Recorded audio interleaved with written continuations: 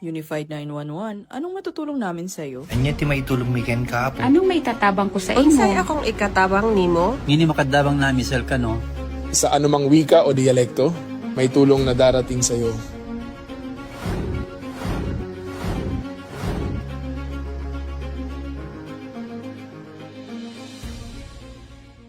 Lilingkod sa bawat Pilipino at magbibigay ng tamang impormasyon para sa tahimik at maayos na Pilipinas. Police News Network, alagad ng batas, tagapagtaguyod ng balitang pulis, sandigan ng mamamayan, patnubay ng katotohanan.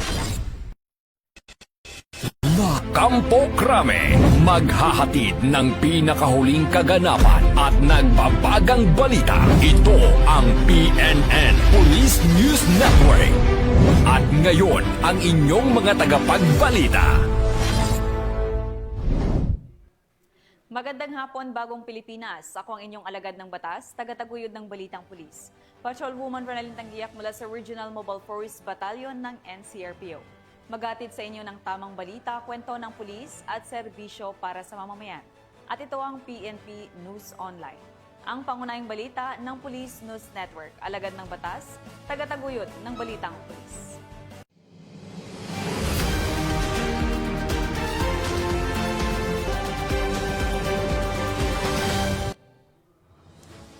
Narito ang mga balitang dapat niyong abangan. Hinihinalang marijuana na kumpiska sa bypass operation sa Iloilo City. Suspect, illegal na droga at baril, arestado sa San Narciso, Quezon. At agarang pagtugon ipinamalas ng Benguet PNP.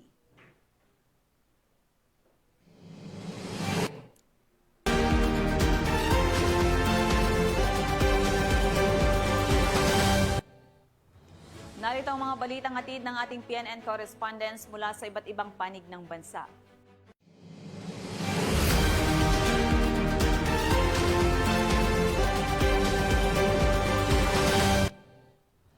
Simulan natin ang balita mula sa Baha, Luzon.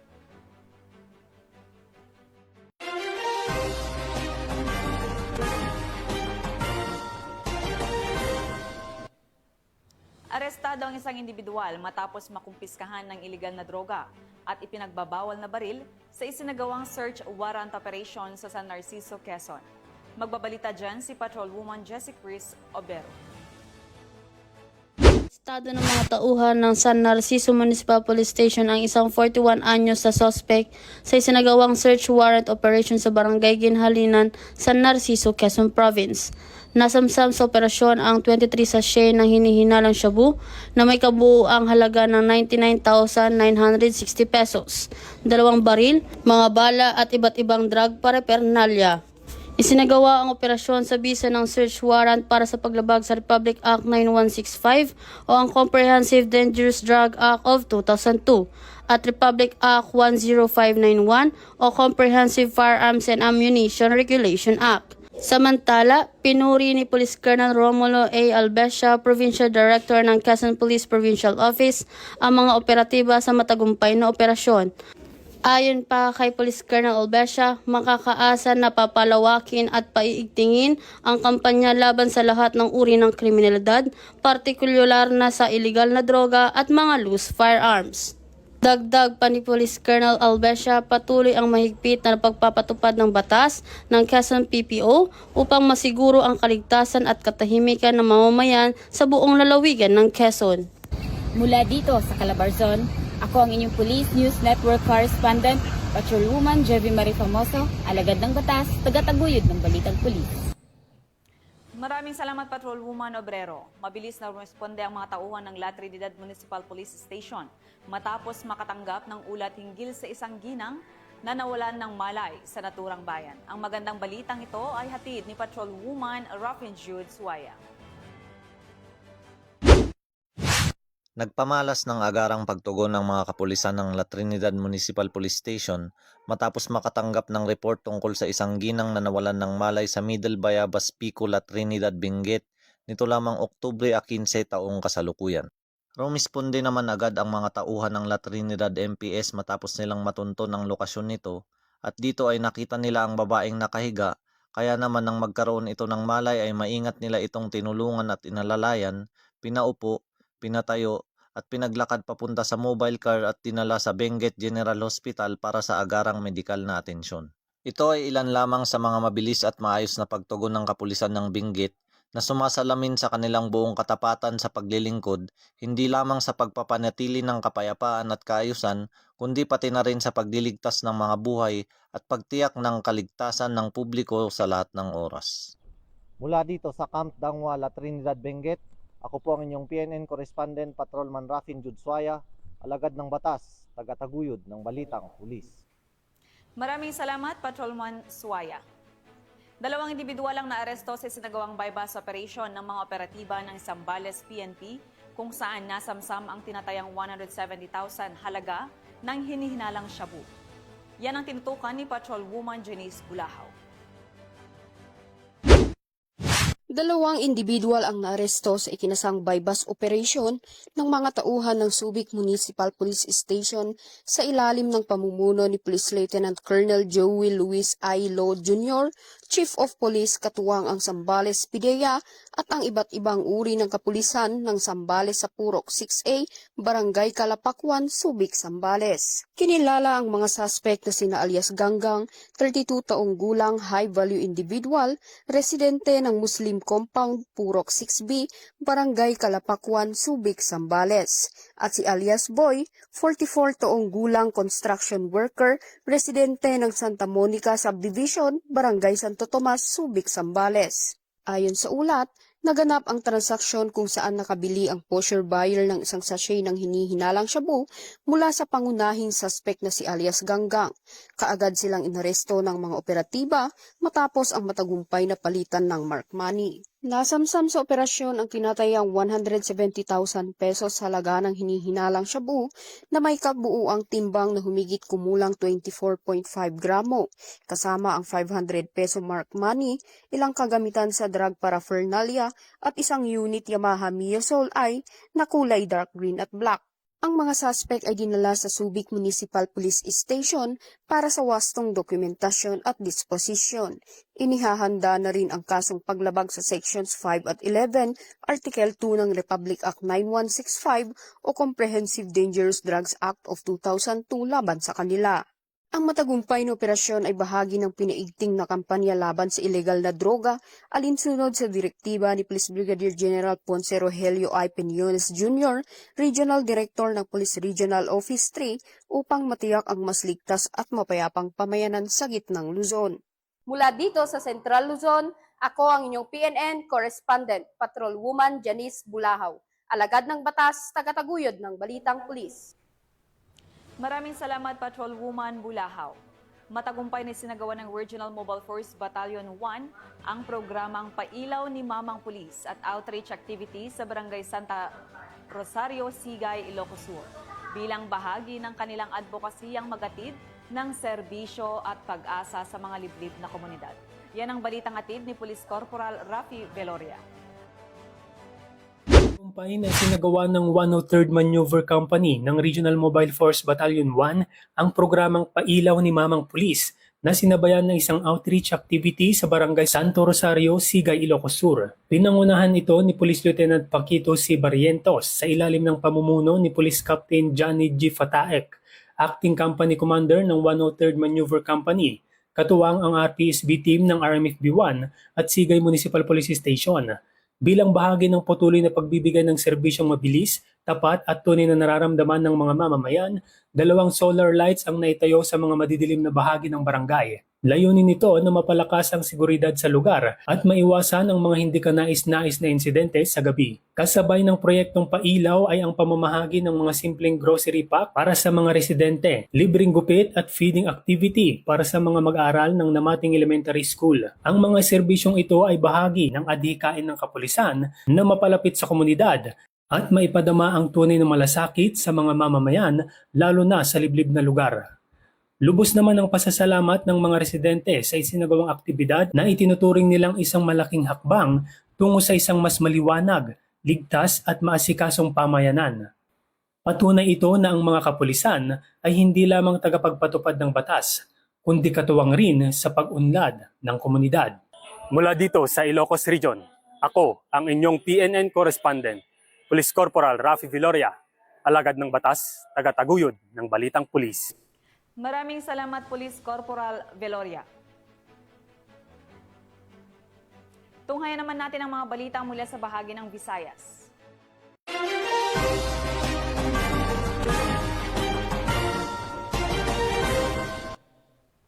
Isang child in conflict with the law ang arestado sa isinagawang bypass operation sa Iloilo City matapos makumpiskahan ng halos 3 kilong marijuana. Narito ang detalye ng report mula kay Patrolwoman Charmaine Balunsat. Nasamsam ng mga tauhan ng Iloilo City Police Station 4 ang mahigit 2.98 kilograms ng tuyong dahon ng suspected marijuana at 15 gramo ng high-grade marijuana mula sa isang minor de edad sa isinagawang bypass operation nito lamang ika-15 ng Oktubre taong kasalukuyan sa Zone 3, Barangay Kumpanya Central, Molo, Iloilo City. Ang arestado ay isang child in conflict with the law o CICL na nakilalang si alias Toto, 16 na taong gulang at residente ng Iloilo City. Na-recover sa operasyon ng 4 na piraso ng self-selling transparent plastic bag na may lamang hinihinalang tuyong dahon ng marijuana na may halong fruit toppings, isang self-selling purple plastic bag na may lamang hinihinalang marijuana at 2 malalaking self-selling transparent plastic container na may lamang hinihinalang tuyong dahon ng marijuana na may fruit toppings, mga bypass money at iba pang mga non-drug item. Pinuri naman ni Police Brigadier General Josefino Diligan, Regional Director ng PRO6, ang mga operatiba ng Iloilo City Police Station 4 sa matagumpay na operasyon. Ang pagkakasangkot ng isang minor de edad sa kasong ito ay lubhang nakakabahala at nagsisilbing paalala na kailangan ng mas mahigpit na paggabay at kamalayan sa ating mga kabataan. Ang naturang minor de edad ay kasalukuyang nasa kustudiya na ng City Social Welfare and Development Office sa Balay Dalayunan sa La Paz, Iloilo City. Ang kaukulang pagsasampa ng kaso ay sinagawa alinsunod sa umiiral ng mga batas at patakaran para sa mga minor de edad na nasasangkot sa krimen. Patuloy ang kampanya ng kapulisan laban sa iligal na droga tungo sa isang ligtas na komunidad para sa lahat, alinsunod sa isinusulong ng Philippine National Police na bagong PNP para sa bagong Pilipinas, serbisyong mabilis, tapat at nararamdaman. Mula dito sa Police Regional Office 6, ako ang inyong Police News Network Correspondent, Patrolwoman Charmaine Balunsat, alagad ng batas, tagataguyod ng Balitang Pulis. Maraming salamat, Patrolwoman Balunsat. Nagatid ng tulong at pag-asa ang mga tauhan ng PNP Bohol para sa mga biktima ng lindol sa pamamagitan ng pamamahagi ng relief goods sa San Remigio, Cebu. Ang magandang balita mula kay Patrolwoman Annalyn Canoo. Ng Bohol Police Provincial Office sa ilalim ng pamumuno ni Police Colonel Patricio Digay Jr. sa pamamagitan ni Police Lieutenant Colonel Norman Luis, Chief ng Provincial Community Affairs and Development Unit, ang patuloy nitong malasakit sa kapwa sa pamamagitan ng pamamahagi ng relief goods sa mga residente ng Sitio Tamban, Barangay Cayam, San Remigio, Cebu na matinding naapektuhan ng nakaraang lindol. Isinagawa ang relief operation nitong 15 na Oktubre sa taong kasalukuyan bilang bahagi ng tuloy-tuloy na humanitarian efforts ng PNP upang maibsan ang hirap na diranas sa mga pamilyang nasalanta. Kabilang sa pinamahagi ang mga pagkain, inumin at iba pang pangunahing pangangailangan. Ang naturong aktibidad ay katuwang LV Travel and Tours and Transportation Services na nagbigay suporta sa paghatid ng tulong. Ang pagkilos na ito ay malinaw na patunay ng bayanihan spirit, ang diwa ng pagtutulungan at malasakit ng bawat Pilipino sa panahon ng krisis. Itinatampok ng relief mission ng core values ng Philippine National Police, makatao at makabansa na naglalayo hindi lamang panatiling kapayapaan at kaayusan, kundi may taguy din ang kapakanan ng bawat mamamayan, lalo na sa mga panahong nangangailangan sila ng tulong. Sa kabuuan, nanatiling matatag at tapat ang Bohol Police Provincial Office sa kanilang tungkulin bilang haligi ng pag-asa at suporta sa mga mamamayan at patuloy na pinapakita ang diwa ng bagong PNP para sa bagong Pilipinas, serbisyong mabilis, tapat at nararamdaman. Mula dito sa Central Visayas, ako ang iyong PNN correspondent, Patrolwoman Annalyn N. Canoog, alagad ng batas, tagatuguyod ng Balitang Pulis. Maraming salamat, Patrolwoman Canoog. Narito naman ang mga balita mula sa bahagi ng Mindanao.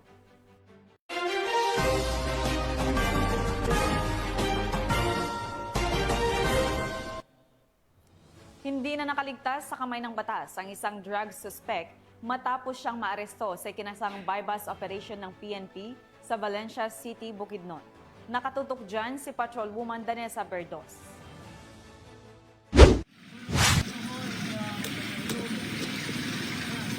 Arestado ang isang drug suspect sa sinagawang joint buy-bust operation ng Regional Drug Enforcement Unit, Bukidnon Provincial Intelligence Unit, City Drug Enforcement Special Unit Team, katuwang ang mga kapulisan ng Valencia City Police Station sa Barangay San Carlos, Valencia City, Bukidnon. Kinilala ni Police Lieutenant Colonel Brian M. Panganiban, officer in charge ng Valencia CPS, ang drug suspect na si alias Toto, lalaki 26 na taong gulang at residente ng nasabing lugar.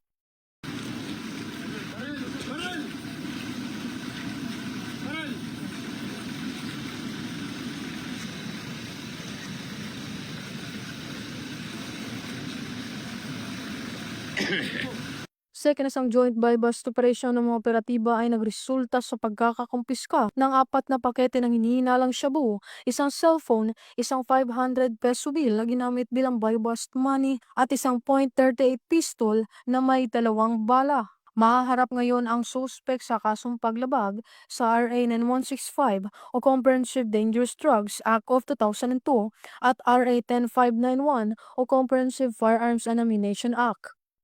Mula dito sa Camp Capistrano, Gusa, Cagayan de Oro City, ako ang inyong Police News Network correspondent, Patrolwoman Danessa Berdos, alagad ng batas, tagataguyod ng balitang pulis. Maraming salamat, Patrolwoman Berdos. Walang takas ang isang street-level drug pusher matapos mahuli sa isang buy-bust operation ng mga otoridad sa Davao Oriental. Nakibalita dyan si Patrolwoman June Mary Joy Rupit. Isang matagumpay na operasyon kontra iligal na droga, isang individual ang naaresto ng mga otoridad sa bisa ng isang joint anti-illegal drugs operation na isinagawa nitong Oktubre 16 sa Purok 4, Barangay Poblasyon, Governor Generoso, Davao Oriental. Kinilala ang suspect na alias Dams, 34 anyos, residente ng Purok 1-A, Barangay Nangan, Governor Generoso, Davao Oriental.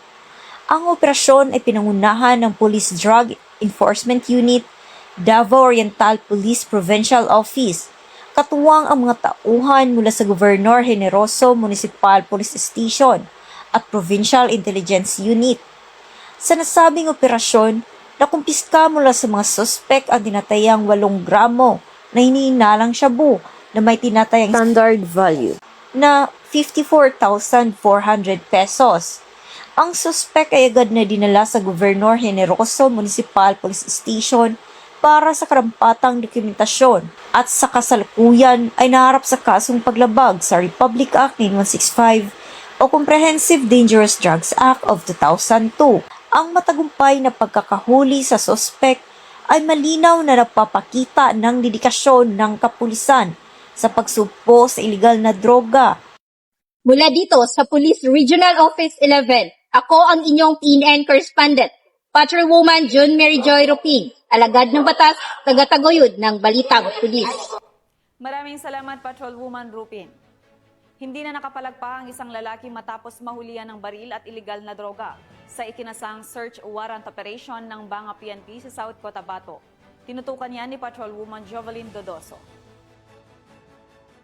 Ang isang lalaki matapos makumpiskahan ng illegal na baril at droga ng mga tauhan ng Banga Municipal Police Station sa Purok Spring, Barangay Derilon, Banga, South Cotabato. Kinilala ang suspect na si alias Bobong, 50 anyos, may asawa, walang trabaho at residente ng nasabing lugar. Isinigawa ang operasyon sa bisa ng search warrant kung saan na-recover sa bahay ng suspect ang isang kalibre 45 pistol, mga bala at 4 na sachet ng hinihinalang shabu na tumitimbang ng 3 gramo na nagkakahalaga ng 20,400 pesos. Dinala sa Banga Municipal Police Station ang suspect at ang mga ebidensya para sa dokumentasyon at tamang disposisyon.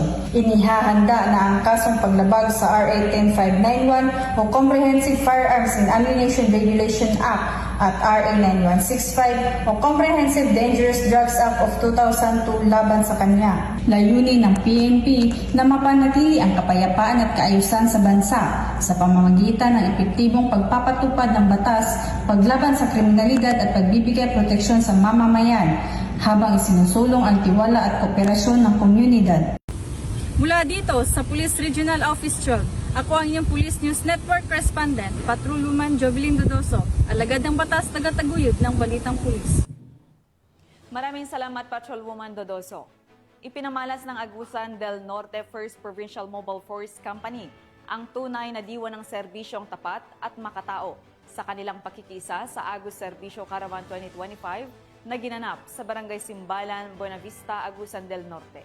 Magbabalita dyan si Patrolwoman Karen Malilin.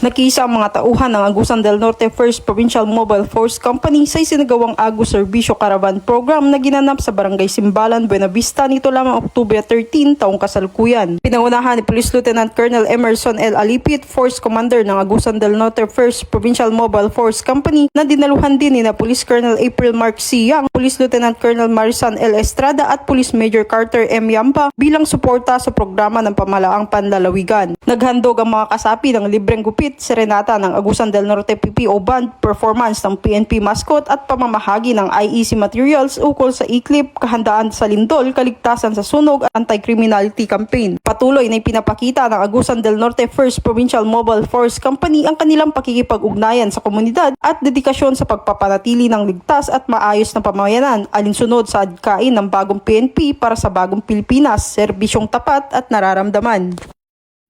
Mula dito sa Police Regional Office 13, ako ang iyong PNN Correspondent, Patrolwoman Karen A. Malilin, alagad ng batas, tagataguyod ng Balitang Pulis. Maraming salamat, Patrolwoman Malilin. At yan ang mga balitang nakalap ng ating PNN correspondents mula Luzon, Visayas at Mindanao. At mga ka-PNN, 69 days na lang, Pasko na.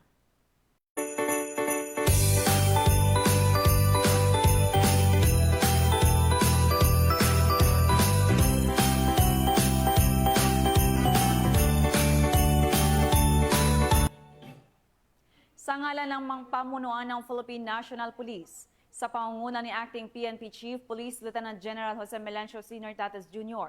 at sa pamumuno ni President Ferdinand Bongbong Marcos Jr., kami ay maglilingkod sa bawat Pilipino at magbibigay ng tama at balanseng balita.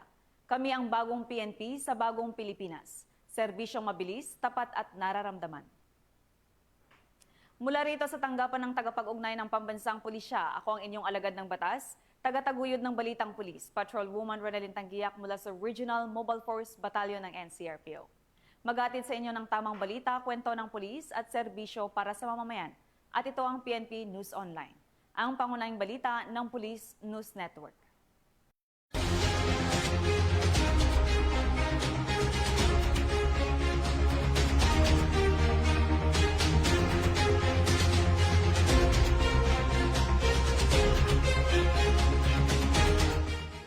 Police News Network, alagad ng batas, tagapagtaguyod ng Balitang Pulis.